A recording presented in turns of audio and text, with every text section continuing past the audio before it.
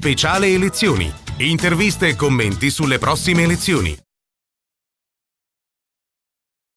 Bentrovati ad un nuovo spazio di approfondimento di Veneto 1 dedicato ai candidati e ai programmi in vista delle prossime elezioni politiche del 4 marzo. Ospite con noi quest'oggi la senatrice del Partito Democratico, Laura Puppato. Grazie per essere qui con noi, senatrice. Grazie per avermi permesso di avere questo spazio e grazie agli ascoltatori.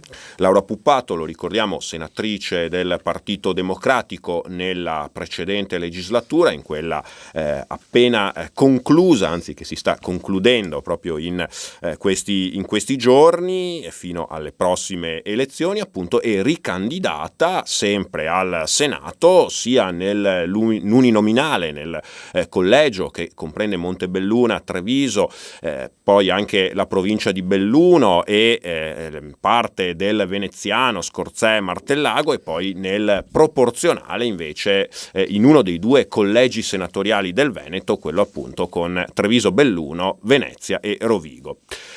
Senatrice Puppato, uno dei provvedimenti del governo Renzi che forse ha avuto più risonanza è stato quello passato sotto il nome della buona scuola, cioè in sostanza, insomma, un piano per la messa a norma, il rifacimento, l'ammodernamento del patrimonio edilizio che, lo sappiamo, anche in Veneto, come dire, non è proprio all'avanguardia, cioè molte delle nostre scuole scontano una costruzione ormai datata e una manutenzione per molti anni un po' ignorata, trascurata. Ecco, il governo è intervenuto mettendo a disposizione anche dei fondi, diversi milioni di euro, che sono arrivati anche in Veneto? E in Veneto ne sono arrivati in percentuale più della numerosità, diciamo, dei nostri abitanti, perché abbiamo 5 milioni di abitanti su 61 milioni, complessivamente sono stati stanziati oltre 4 miliardi, una cifra mai vista per l'edilizia scolastica, probabilmente dagli anni 80, cioè stiamo veramente lontani nel tempo. Avevamo il problema dell'antisismica, della messa in sicurezza, ma in moltissimi casi anche della necessità di realizzazione di scuole nuove.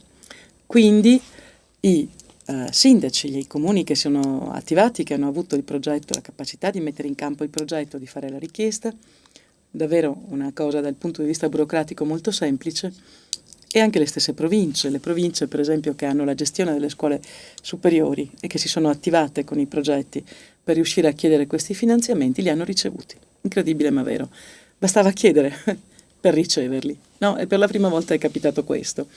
Recentissimamente, perché appunto dicevo 4 miliardi, 500 milioni circa, i contributi che abbiamo calcolato i comuni del Veneto e le province del Veneto abbiano ricevuto in questi anni. Quindi in percentuale superiore rispetto ad altre realtà italiane, ma anche, diciamolo, per capacità dei nostri sindaci di attivarsi e di portare all'attenzione del Ministero i progetti. Voglio dare qualche dato, perché l'ultima tranche è arrivata ora.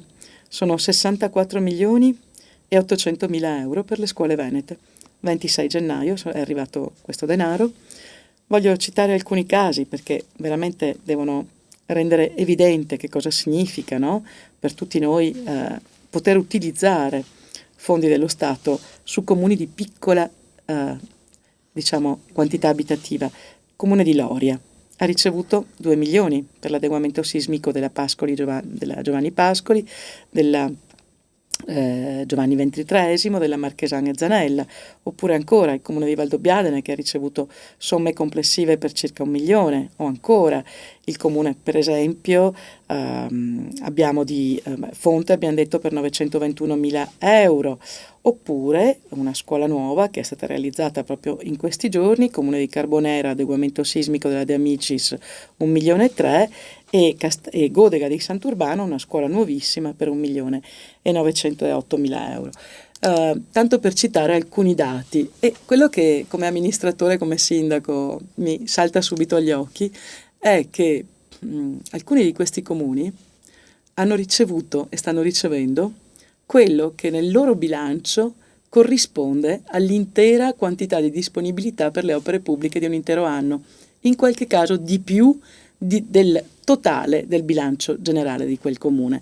Lo dico perché, avendo governato un comune insomma di medie dimensioni come Montebelluna e avendo realizzato 2 scuole e mezza nuove durante i miei 2 mandati, non ricevendo un euro da regione, provincia e Stato, lo dico perché è giusto dirlo, in qualche caso non vedendo neanche nessuno alle inaugurazioni, ma pazienza, insomma, fin lì voglio dire pazienza, però fondi, anche per dirti, no, sei stato bravo, hai, come dire, messo al centro del tuo programma amministrativo la realizzazione di un'edilizia di qualità, perché questo è un significato importantissimo per i nostri ragazzi e per i docenti, perché andare in una scuola efficiente, bella, una scuola confortevole, una scuola dove i tuoi spazi ci sono e vieni rispettato come individuo dalla nascita, come dire, fino alla laurea, fino all'università, è significativo di un paese civile, evoluto, che si rende conto che quegli edifici sono la dimostrazione che lo Stato tiene all'istruzione, alla cultura come a un elemento fondamentale della vita degli individui. Ecco perché tanti soldi li abbiamo voluti mettere anche quando eravamo in difficoltà a favore delle scuole. E il fatto di che nel Veneto i comuni abbiano così tanto apprezzato, e voglio dire, questi fondi arrivano attraverso la regione, perché noi non possiamo finanziare direttamente, finanziamo la regione, ma sono progetti che sono arrivati, diciamo, dai comuni. Ebbene, anche quando si vedono i cartelloni, magari solo col timbro della regione, è opportuno si sappia che dietro ci sono i fondi dello Stato, ed è bene saperlo, perché appunto è un'assoluta novità per il nostro territorio che è avvenuta soltanto negli ultimi 4 anni. Soprattutto perché, come ricordava, si è finanziato il progetto indipendentemente dal comune, dalle dimensioni del comune, cosa che invece avviene per alle volte questi piani vengono redistribuiti in proporzione al, giustamente, anche perché è chiaro che un comune con magari alle volte con diverse decine di migliaia di abitanti ha delle esigenze diverse rispetto al piccolo comune, però qui si è lavorato al contrario, nel senso che proprio abbiamo proprio voluto favorire l'insediamento e la costruzione, o anche, diciamo, la messa in sicurezza, soprattutto per quanto riguarda l'antisismica, di cui una parte importante di questi lavori. C'è un problema che sappiamo quanto ha toccato. Sì, ma anche quando parliamo di cifre importanti, 700-800 mila, 900 mila, 1 milione, 1 milione e 3, 1 milione e 4 di euro, è evidente che stiamo parlando di un rifacimento importante di una scuola, quasi una nuova realizzazione, no? In molti casi.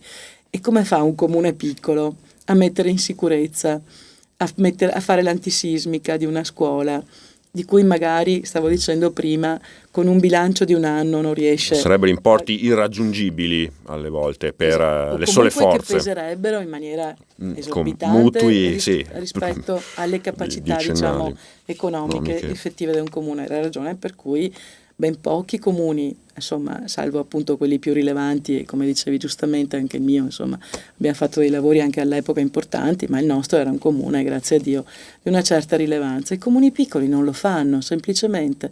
E quando hai l'antiscodellamento, cioè il soffitto che ti cade addosso, e cominci a leggere di bambini feriti, di un rischio mortale, o del fatto che poi gridi al miracolo perché è successo di notte, se succedeva di giorno, sapevamo cosa sarebbe significato. O magari ti ritrovi con un problema tellurico, e noi abbiamo il 60% della superficie italiana e quasi tutto il Veneto che è assoggettato a un rischio tellurico, diciamo, importante o comunque esistente.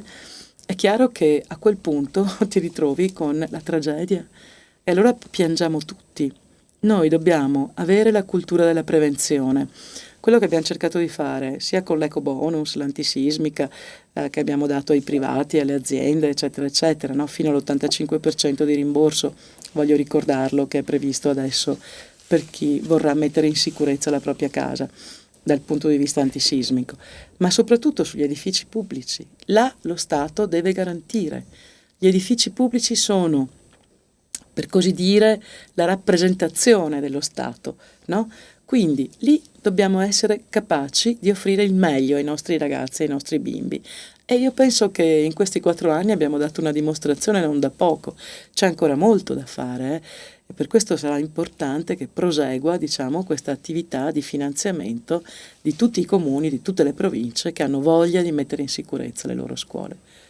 Con un po' di invidia, ma in questo caso assolutamente positiva, da parte della senatrice Puppato per i suoi Invece, colleghi sindaci, perché sì, sono più che fortunati, fortunatamente potranno godere di un appoggio. Grazie alla senatrice Laura Grazie a Puppato voi. del Partito Democratico. Grazie anche da parte mia per averci seguito. Vi rinnovo l'appuntamento con i prossimi spazi di approfondimento dedicati alle elezioni politiche del 4 marzo sui canali di Veneto 1. Speciale elezioni. Interviste e commenti sulle prossime elezioni.